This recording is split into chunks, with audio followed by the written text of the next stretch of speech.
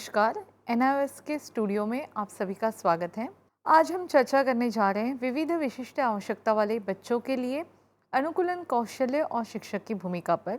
मैं मीनाक्षी इंगोले, सहायक आचार्य, शिक्षा संकाय, दिल्ली विश्वविद्यालय। जब हम बात कर रहे हैं विशिष्ट आवश्यकता वाले बच्चों के लिए, तो वो कक्ष में किस तरह अपनी भूमिका बनाए रखते हैं, किस तरह अपना एक पहचान बनाए रखते हैं, किस तरह अपने एक स्थान बनाए रखते हैं। अगर वो कक्ष में मिक्स नहीं हो पा रहे हैं या अपने दूसरे छात्रों के साथ, सहपाठियों के साथ अगर वो घुल-मिल नहीं रहे हैं, शिक्षक जो उनको बता रहे हैं उससे वो कुछ समझ नहीं पा रहे हैं, तो कहीं पर उनकी अनुकूलन में कमी महसूस होती दिखाई देती है। ऐसे विशिष्ट आवश्यकता वाले छात्रों के लिए या बच्चों के लिए कुछ अनुकूलन कौशल्य विकसित करना एक बड़ी जिम्मेदारी शिक्षक के ऊपर होती है। वैसे देखा जाए तो ये छात्र, विशिष्ट आवश्यकता वाले जो छात्र या बच्चे हैं, ये थोड़े दूसरे बच्चों से थोड़े से अलग से रहते हैं। अगर ये थोड़े अलग हैं और उनको अगर अनुकूलन करने के लिए, उनको एडजस्ट करने के लिए, उनको क्लास में समावेशन करने के लिए, कक्षा में समावेशन करने के लिए अगर हम उस तरह का वातावरण क्लास में या कक्षा में निर्माण करें, तो उससे काफ़ी हद तक छात्र क्लास में एकरूप हो जाते हैं। तो अगर हमें उनको क्लास में अंतर्क्रिया करने के लिए अगर हमें एकरूप करना है, अगर हमें एडजस्ट करने के लिए कुछ कोशिश करनी है, तो क्या वो सारी कोशिशें क्या होगी? और ये जो विविध विशिष्ट आवश्यकता वाले बच्चे हैं, उनसे संबंधित कौन-कौन सी ऐसी चीज़ें होती हैं जिसके कारण उनका अनुकूलन कौशल्य अधिक अच्छे से विकसित होगा? जब हमने बात की विशिष्ट आवश्यकता वाले छात्रों की, तब हमने बात की थी कि जो ये छात्र होते हैं वे विभिन्न प्रकार से विशिष्ट आवश्यकताएँ रखते हैं। जैसे कि शारीरिक रूप से विकलांग छात्र होते हैं, कुछ मानसिक रूप से विकलांग छात्र होते हैं। किसी-किसी का कक्ष में समायोजन करने में काफ़ी समय लगता है। कुछ मंद बुद्धि वाले या हम कह सकते हैं मेंटली चैलेंज वाले जो छात्र होते हैं, उन्हें काफ़ी अनुकूलन करने के लिए दिक्कतें आती हैं। तो ये जो दिक्कतें होती हैं, ये कौन सी दिक्कतें होती हैं, उसमें शिक्षक की भूमिका क्या होती है, इससे संबंधित हम अधिक जानकारी अब लेंगे। अनुकूलन आकलन समायोजन को संदर्भित करता है। सामग्री छात्रों की ज़रूरतों को समायोजित करने के लिए पाठ्यचर्या या कक्षा पर्यावरण, इसीलिए वह भाग ले सकता है और शिक्षण सीखने के लक्ष्यों को प्राप्त कर सकता है। तो अगर शिक्षण सीखने के लक्ष्यों को प्राप्त करना है, तो छात्र को कक्ष में अनुकूलन करना बहुत ही आवश्यक है। जब हम बात कर रहे हैं कक्ष में शिक्षण एवं अनुकूलन की, तब कुछ छात्र ऐसे होते हैं जिन्हें सुनने में कठिनाई होती है। अगर छात्र सुनने में कठिनाई रखते हैं, तो शिक्षक को क्या करना चाहिए? शिक्षक की भूमिका इसमें क्या होगी? तो सबक के पहले, मतलब कक्षा में पाठ शुरू करने के पहले हमें पूर्व शिक्षण कठिन शब्दावली और अवधारणाओं की तरफ थोड़ा ध्यान केंद्रित करना होगा। ये जो पहला मुद्दा है, ये मुद्दा हमारे मनोविज्ञान शास्त्र से आता है, जिसमें डेविड ऑसुबेल ने हमेशा कहा है कि पहले छात्र का पूर्व ज्ञान देखा जाए और पूर्व ज्ञान को नए ज्ञान से जोड़ा जाए। तो अगर हम इस तरह का कोई प्रयोग हमारे कक्षा में करते हैं, जब बच्चों को सीखने में कठिनाई होती है, सुनकर सीखने में स्पेशली कठिनाई होती है, तब उस समय हमें पूर्व शिक्षण में जो कठिन शब्दावली या कुछ कठिन शब्द है, उनकी अवधारणाओं के ऊपर ध्यान देना होगा। सबसे पहले छात्र को भी उद्देश्य स्पष्ट हो। जिस तरह शिक्षक एक उद्देश्य लेकर छात्र में प्रवेश करता है, उसी तरह छात्र को भी शिक्षण के पीछे जो उद्देश्य है, अधिगम के पीछे जो उद्देश्य है, वो पता होना चाहिए। शिक्षक की भूमिका यहाँ पे बहुत महत्वपूर्ण है कि वो अपने छात्र को समझाए कि हम ये जो पाठ पढ़ने जा रहे हैं, उसका उद्देश्य क्या है, उसे हमें क्या समझना है, उसे हमें क्या उस उसे हमें क्या आकलन करना है, ये अगर हमें पता पहले ही हम अगर छात्र को बता दें तो उनकी सुनने की जो समस्या है वो थोड़ी हल हो जाएगी। सुनने में मानसिक गतिविधियों को पढ़ना, मानसिक नोट लेने, पूछताछ और समीक्षा करने में बहुत ज़्यादा आसानी होती है। जब छात्र सुनने में समस्या रखता है, तब उस समय उसके जो नोट लेने की जो प्रक्रिया होती है वो भी थोड़ी अ, मंद हो जाती है और वो प्रश्न भी बीच-बीच में नहीं पूछता, क्योंकि उसे सुनने में ही बहुत सारी कठिनाइयाँ होती हैं। उसके साथ अध्ययन गाइड वर्कशीट प्रदान करना। अगर छात्र सुनने में अक्षम हैं तो उसे दूसरे माध्यमों द्वारा हम उनको कक्षा में समाविष्ट करा सकते हैं, जैसे अध्ययन गाइड या वर्कशीट प्रदान करना, जिसमें वह जो खुद उसे पता है या नहीं पता है वो चीज़ें वो इनकम्प्लीट रखेगा, जो चीज़ें पता है उसको कंप्लीट कर देगा। फ़िल्म की लिपि प्रदान करना। अगर छात्र सुनने में कठिनाई लगता है तो उसके लिए दूसरे जो अधिगम कौशल या अधिगम उपागम है, उसके आधार पर अधिगम या शिक्षण अधिगम प्रक्रिया पूरी की जा सकती है, जिसमें से एक है फ़िल्म की लिपि प्रदान करना। फ़िल्म की लिपि प्रदान करने से वो केवल सुनने की अगर उनकी अक्षमता है तो वो देखकर भी अपनी चीज़ों को ज्ञात कर पाएँगे और समझ पाएँगे। फिर उसके बाद व्याख्यान रूपरेखा प्रदान करना। अगर छात्र सुनने में अरुचि रखता है या उसे बहुत ज़्यादा समस्याओं का सामना करना पड़ रहा है, तब व्याख्यान की रूपरेखा प्रदान करना यह शिक्षक की बहुत बड़ी ज़िम्मेवारी होती है। ये इसमें शिक्षक बताएँगे कि क्या-क्या चीज़ें किस-किस तरह से होगी। जैसे सबसे पहले प्रस्तावना होगी, फिर प्रस्तावना के बाद शिक्षक उस प्रस्तावना का कुछ स्पष्टीकरण करेंगे।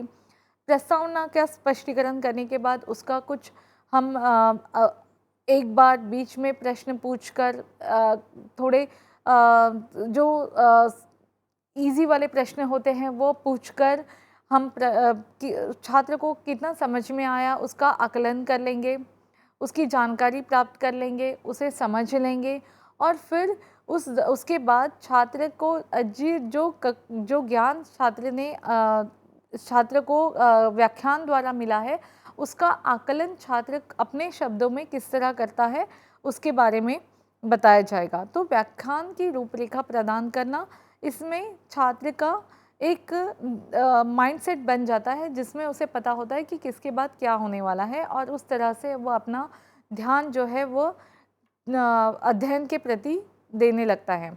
उसी के साथ पाठ के दौरान भी कुछ चीज़ों का ध्यान रखना पड़ता है। जब छात्र सुनने में अक्षमता रखता है तो उसकी दृश्य माध्यम का उपयोग कर हम उनको अधिगम प्रक्रिया में सम्मिलित कर सकते हैं, जिसमें कि बोर्ड या ओवरहेड माध्यम का बहुत ज़्यादा उपयोग होता है। फ्लैश कार्ड का उपयोग किया जाता है। फ्लैश कार्ड के उपयोग के माध्यम से छात्र सुनने के बजाय वो चित्र देखकर उसकी अवधारणा करने लगते हैं। उस अवधारणा से वो समझने लगते हैं और फिर उसको वो आकलन करना उसी चीज़ों का आकलन करना भी शुरू करते हैं। छात्र को अपनी आँखें बंद करके उन्होंने जो जानकारी अभी देखी है, उस जानकारी को एक बार फिर से अ अ, पुनरुत अ, पुनरुत प उसकी पुनरावृत्ति करने के लिए कहा जाएगा, जिसके कारण छात्र अपने मन ही मन में और धारणा द्वारा उस चीज़ को और अच्छे से अपने स्मरण में रखेगा। छात्र को नोट्स लेने और हाइलाइट करने के लिए रंगीन मार्करों का उपयोग कराना चाहिए। कुछ चीज़ें जिसे ऐसे लग रहा है कि ये बहुत महत्वपूर्ण है, यह शब्द जब मैं पढ़ रही हूँ या मैं पढ़ रहा हूँ तब मुझे लग रहा है ये शब्द मेरे लिए काफ़ी नया है या मुझे ये शब्द काफ़ी अलग सा लगा है, तो उस समय हमें उस शब्द को नोट्स लेते समय उसे हाइलाइट करना बहुत ज़रूरी है, ताकि जब वो फिर से पढ़े तब उस चीज़ को और अच्छे तरह से हाईलाइट कर पाए या उसे और उस चीज़ पे और अच्छे तरह से अपना ध्यान केंद्रित कर पाएँ। उसी के साथ जो उनका विषय वस्तु है, उस विषय वस्तु को बहुत अलग-अलग तरह से छात्र तक पहुँचाएँ। जैसे उसको पूरा एक साथ ना बताते हुए कुछ और शिक्षण के अधिगम का उपयोग करें। जैसे छोटे-छोटे चरणों में उसका स्पष्टीकरण दें, ताकि उनकी जो सुनने की क्षमता है, उस सुनने की क्षमताओं का भी यहाँ पर अच्छे से उपयोग हो। क्योंकि ऐसे होता है जो छात्र सुनने की अक्षमता रखते हैं, उनका जो सुनने का स्पैन होता है, जो सुनने का जो एक कक्षा होती है, वो काफ़ी सीमित होती है। बहुत ज़्यादा समय वो एक चीज़ बहुत ज़्यादा समय तक वो सुन नहीं पाते। अगर इस तरह बहुत सीमित सुनने की क्षमता रखने वाले छात्र हैं, तो आपके विषय वस्तु को भी उसी तरह छात्र के सामने रखना चाहिए, ताकि छोटे-छोटे चरणों के द्वारा, स्पष्टीकरणों के द्वारा वह सुनकर उसे उस चीज़ों को समझ सके। अगर छात्र सुनने में अक्षमता रखता है, तो उसके लिए लिखित और मौखिक दिशा दर्शन प्रदान करना चाहिए। जैसे कि अधिगम की कुछ शैलियाँ होती हैं, जिसे कहते हैं इंग्लिश में लर्निंग स्टाइल। सबकी अधिगम शैली विभिन्न होती हैं।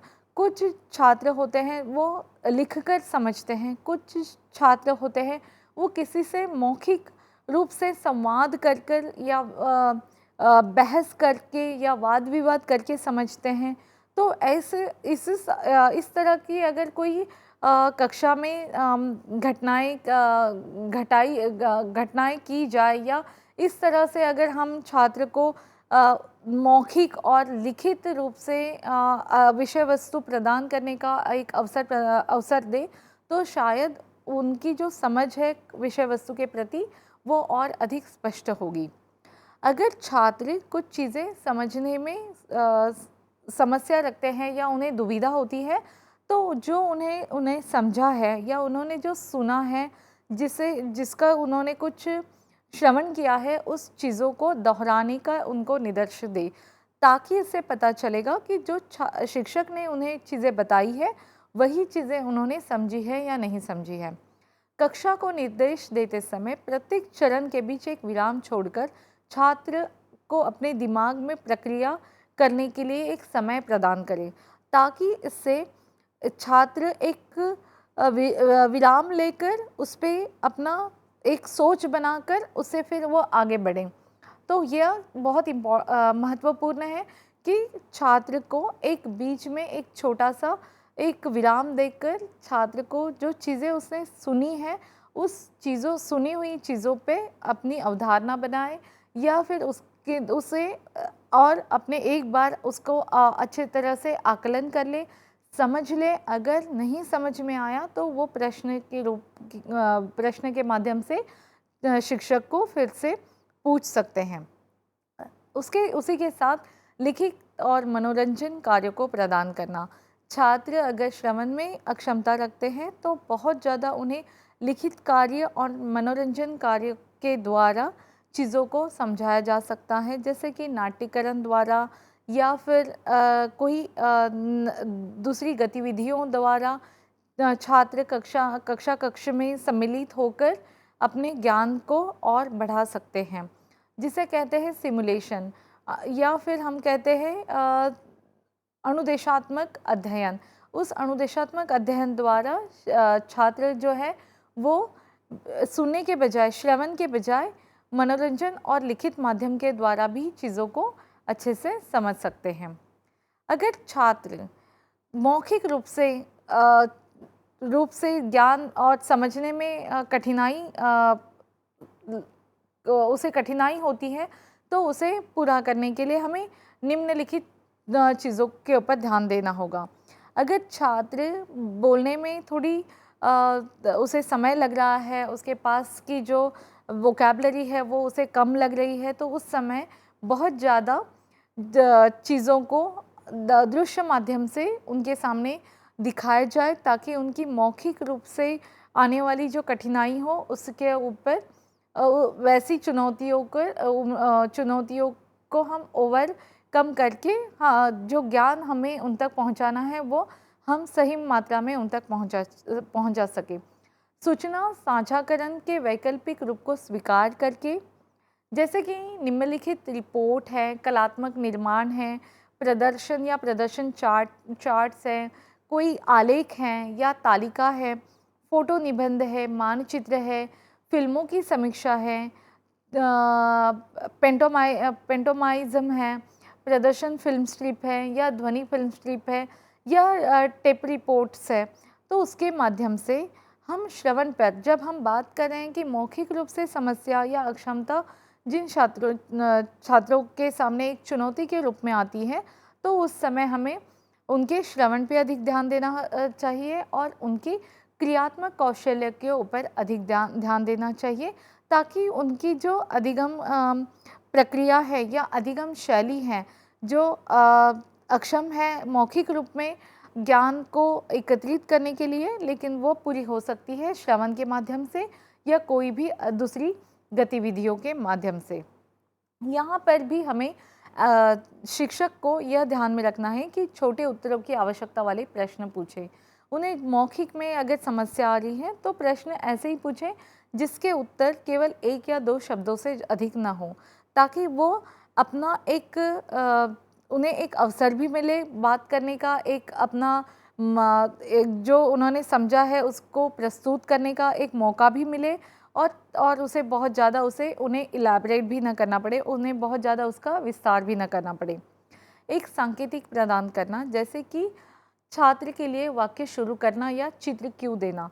मतलब पहले हम शुरू करें एक वाक्य और फिर उसे कंटिन्यू कर रहा है छात्र, तो इसके द्वारा उन्हें एक क्यू मिल जाएगा, उन्हें एक आधार मिल जाएगा, जिसके कारण वह आगे बढ़कर अपनी जो मतलब जो उन्हें स्पष्ट करना है या जो उन्हें जो समझ में आया है वो एक्सप्लेन करना चाह रहे हैं या उन्हें वो स्पष्ट करना चाह रहे, उसका वो विस्तृतीकरण देना चाह रहे, तो वो आसानी से दे पाए।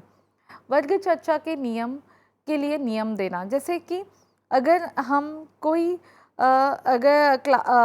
कक्ष में अगर हम मूल्यांकन करने के लिए या उनका आकलन करने के लिए अगर हम कोई खेल द्वारा हम वो आकलन कर रहे हैं, तो पहले उन्हें नियम का ज्ञान देना अधिक महत्वपूर्ण होता है।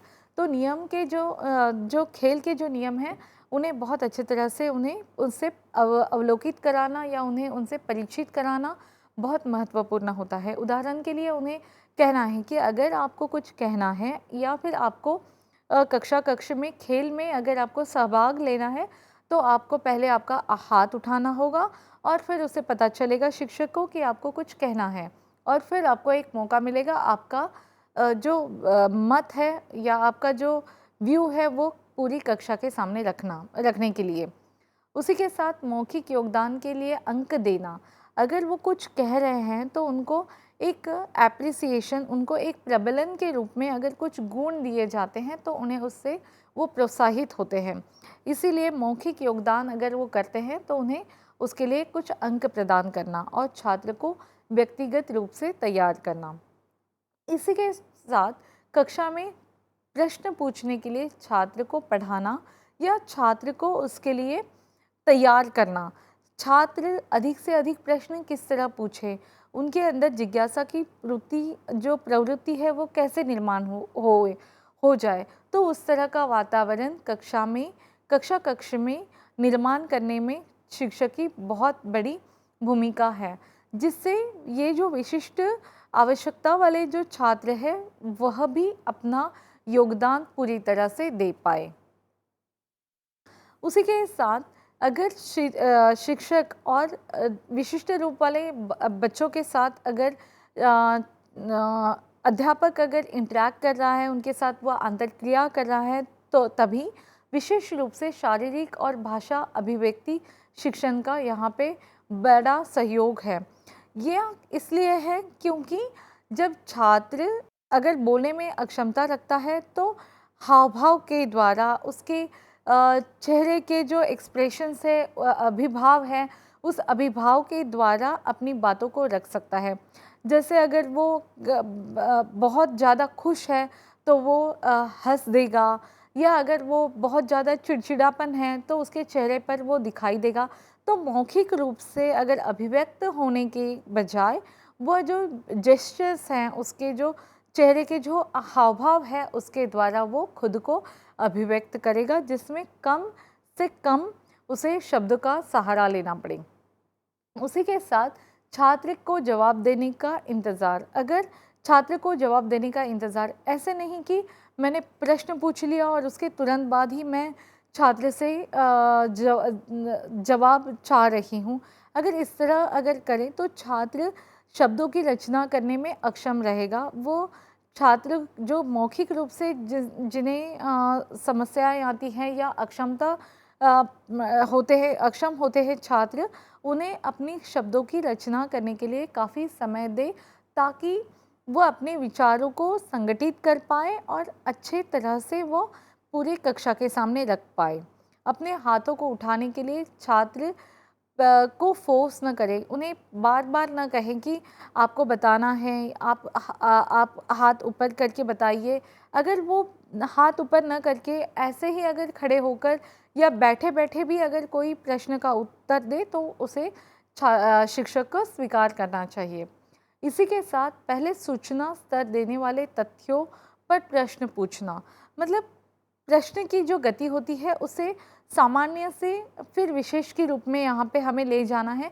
पहले बहुत ही सरल प्रश्न पूछने हैं, फिर हमें जो प्रश्न की जो काठिन्य स्तर है या जो काठिन्य लेवल है उसे बढ़ाना चाहिए। तो पहले सूचना स्तर देने वाले प्रश्न पूछने हैं और तथ्यों को वापस उन्हें पूछना है, फिर उसे छोटे समूह में फिर बड़े समूह में बोलकर छात्र को प्रश्न से अवगत कराना है। जैसे पहले उन्हें मौका देना है कि पहले वो छोटे समूह में बात करें, फिर उन्हें बड़े समूह के सामने अपना जो विचार है वह रखने का मौका दें। अगर छात्र लिखित सामग्री पढ़ने में कठिन रखता है तो क्या करना चाहिए? अगर छात्र को लिखित सामग्री पढ़ने में कठिनाई होती है, तो पहले छात्र को जो उसके पहले वाले जो सामग्री है, मतलब पहली कक्षा वाली सामग्री है, उससे पहले अवगत कराएँ। मतलब उसी का अर्थ होता है, जैसे यहाँ पे पहला मुद्दा लिखा है कि निचले स्तर पर लिखे गए पाठ को ढूँढना, और फिर सरलता से फिर पहले सरल एक सीढ़ी चढ़कर फिर उसकी कठिनाई जो है वो बढ़ानी चाहिए।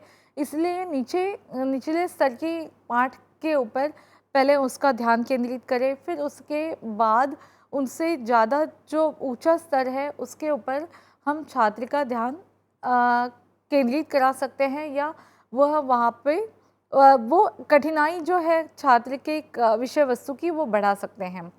हाइलाइट की गई सामग्री प्रदान करना, अगर लिखित रूप से सामग्री पढ़ने में अगर कठिनाई आ रही है, तो अगर पहले ही हाइलाइट की गई सामग्री जिसमें जो अक्षर हो वो थोड़े बड़े उसमें पैमाने में लिखे हो, उसके नीचे अंडरलाइन की गई हो, उन्हें कोई और कलर या आकार से दर्शाया गया हो, तो अगर इस तरह से अगर हमने उसमें बदलाव लाएँ, तो वह जो चित्र है या वो जो लिखित सामग्री है वो प्रदान करने में उन्हें कठिनाई नहीं होती। छात्र के पाठों को टेप करना, अगर छात्र लिखने में कठिनाई रखता है तो यहाँ पर उनके पाठों को टेप करना या उनको रिकॉर्ड करके लेना, यह एक आसान तरीका है। सहकर्मी या माता-पिता के सामने वो पाठ रखें, एकदम तुरंत ही आकर कक्षा में ना रखें, और माता-पिता के सामने या सहकर्मी के सामने पहले वो अपने विचारों को या भावनाओं को रखें, और फिर इस तरह से हम उन्हें एक मौका दें कि वो बड़े समूह के सामने अपना मत जो है वो प्रदर्शित करें।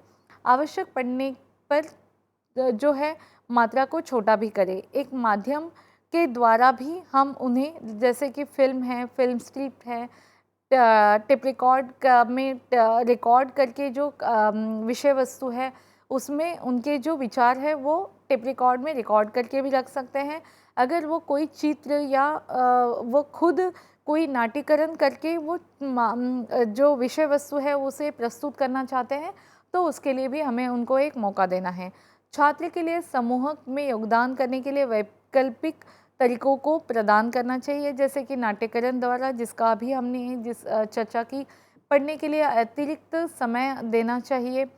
आवश्यक विषय वस्तु पढ़ने के लिए उन्हें एक तो उसे छोटा करना चाहिए, अगर नहीं छोटा हो सकता है तो उसे वो छोड़ ही देना चाहिए। एक पृष्ठ सारांश या अध्ययन मार्गदर्शिका को प्रस्तापित करना, जो पढ़ने के असाइनमेंट के रूप में और विचारों और शर्तों की पहचान कराए, जिसके कारण छात्र जो सारांश है उसे अच्छी तरह से सामने कक्ष में अच्छी तरह से सामने रख पाए।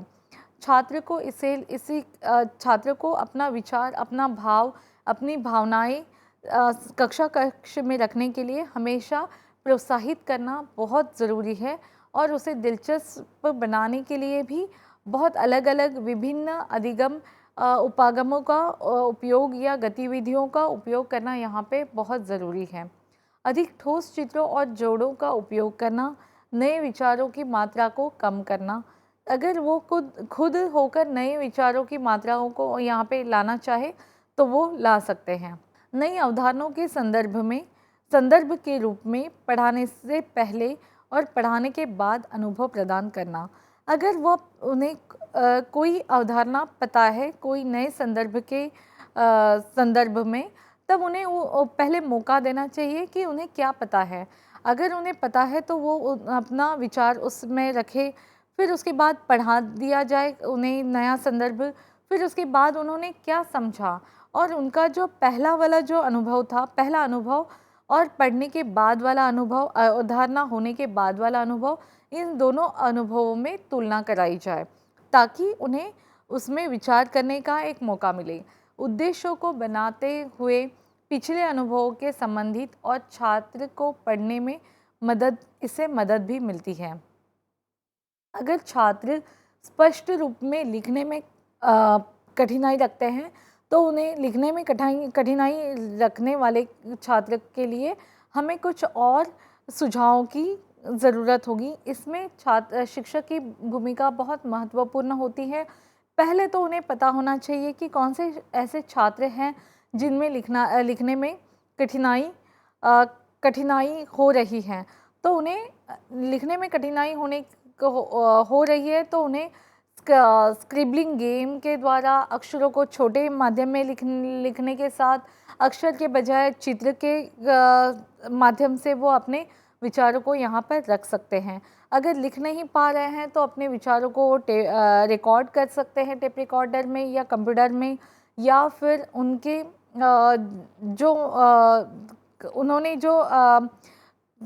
जो विषय वस्तु मिली है, उस विषय वस्तु में उन्हें जो नए शब्द लग रहे हैं या जो उन्हें बहुत अलग से शब्द लग रहे हैं, उसके नीचे वो एक अंडरलाइन खींच सकते हैं, या बीच में एक मार्कर का उपयोग करके वो एक नया उसको हाईलाइट कर सकते हैं।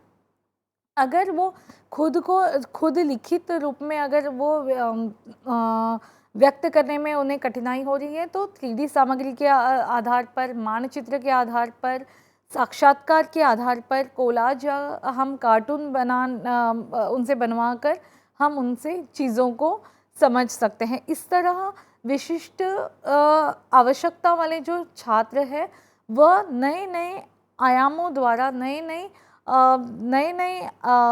अधिगम के मार्गों द्वारा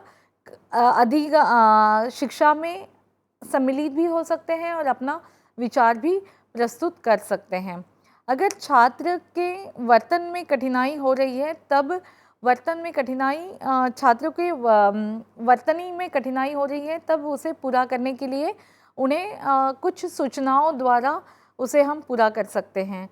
जैसे कि हमें कोई स्नेही उपकरण, जैसे हम कह सकते हैं कि हमें असिस्टिव टेक्नोलॉजी, हमें सम्मिलित कोई उपकरणों का उपयोग करके हम उसे पूरा कर सकते हैं। उसमें कुछ फ्लैश कार्ड भी आते हैं, छात्रों को विकल्प देकर भी हम उसका परीक्षण करा सकते हैं, या हम उन्हें एक मौका दे सकते हैं कि उन्हें उनका भाव उसके लिए क्या है। ड्रिल के द्वारा भाषा मास्टर का उपयोग कर सकते हैं। अध्ययन के दौरान हम फ्लैश कार्ड जो है उस फ्लैश कार्ड पर शब्द लिखकर भी हम उनको उससे अवगत करा सकते हैं, या दीवारों पर कुछ शब्द को हम प्रक्षेपित करके हम उसमें छात्र को हमारे कक्ष में विशिष्ट आवश्यकता वाले छात्र को कक्ष में हम सम्मिलित कर सकते हैं। इस तरह हमने देखा कि अगर कक्ष में छात्रों को अनुकूलन कराना है तो उसके लिए हमें अलग अलग माध्यमों द्वारा और उनकी विशिष्ट लक्षणों को आधार रखकर विविध अधिगम के शैली द्वारा हम उसे पूरा कर सकते हैं। धन्यवाद।